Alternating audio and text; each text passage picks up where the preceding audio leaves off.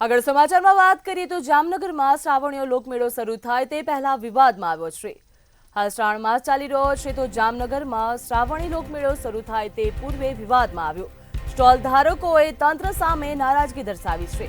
Stall ધારકો દ્વારા તંત્ર સામે નારાજગી દર્શાવવામાં આવી છે। મેળો શરૂ થયો નથી તે પૂર્વે સામાન ઉઠાવ્યાનો આક્ષેપ લગાવવામાં આવ્યો। તંત્ર દ્વારા પ્લોટ ધારકોનો સામાન ઉઠાવ્યાનો આરોપ લગાવવામાં આવ્યો છે। પ્લોટમાં રાખેલા રેકડીઓ ઉઠાવી જતા આયોજકોમાં રોષ જોવા મળી રહ્યો છે। આયોજકોમાં તંત્ર સામે રોષ જોવા મળી રહ્યો છે। જામનગરમાં શ્રાવણીયો મેળો ચાલુ થાય તે પહેલા વિવાદમાં આવ્યો। તંત્ર કહે છે લારી ન રાખવી, અમે એસઓપીનું પાલન કરીએ છીએ, છતાં પણ તંત્ર દ્વારા હેરાન કરવામાં આવે છે તેવું આયોજકો દ્વારા કહેવામાં આવ્યું।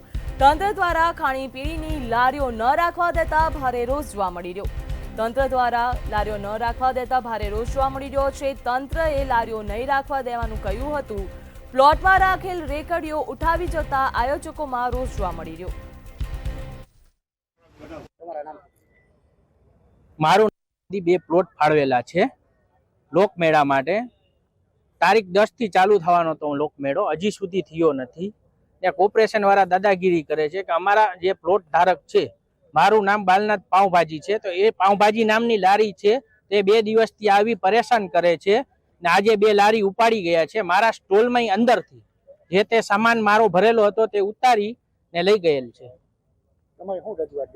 અમારી રજૂઆત એમ છે કે અમને શાંતિથી ધંધો કરવા દઈએ ને આજે મારું નામ હિતેશ શશિકાંત ભાનુશાળી છે અને આ મેળાની અંદર હું છેલ્લા 25 વર્ષથી આ પ્લોટ ધારક તરીકે ધંધો કરું છું અને મેળા સાથે સંકળાયેલો હું છું કોર્પોરેશન સાથે।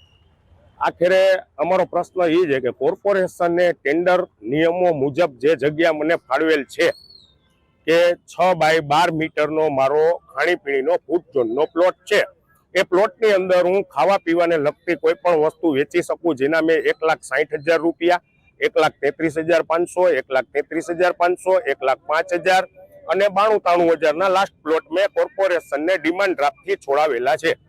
જે નિયમો અનુસાર 36 નિયમ ટેન્ડરમાં મેં સહી કરીને આપ્યું છે, બરોબર છે।